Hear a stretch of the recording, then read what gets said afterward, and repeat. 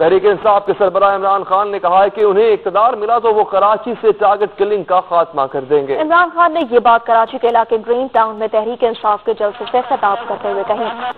کراچی میں پاکستان تحریک انصاف کے ہونے والے جلسے میں جدید اسلحے کی سرعام نمائش کی جاتی رہی۔ پاکستان تحریک انصاف نے گرین ٹاؤن میں جلسہ کیا جس میں عمران خان نے اپنے خطاب میں پولیس کے نظام کو کڑی تنقید کا نشانہ بنایا۔ تاہم اس جلسے میں اسلحے کی نمائش پر پابندی کے باوجود کارکنوں نے جدید اسلحے کی سرعام نمائش کی اور ہتھیاروں کا تبادلہ بھی ہوتا رہا۔ اس موقع پر پولیس افسر بھی خاموش تماشائی بنے کھڑے رہے اور کوئی ایکشن نہیں لیا گیا۔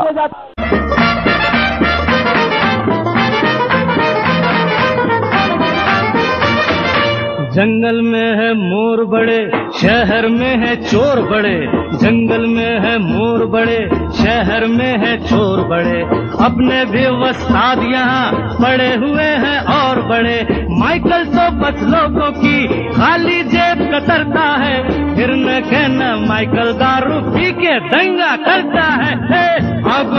عمران خان کی تقریب میں آمد پر ان کے ہمراہ آنے والے متعدد افراد کھلے عام جدید آتشی ہتھیاروں کی نمائش کر رہے تھے۔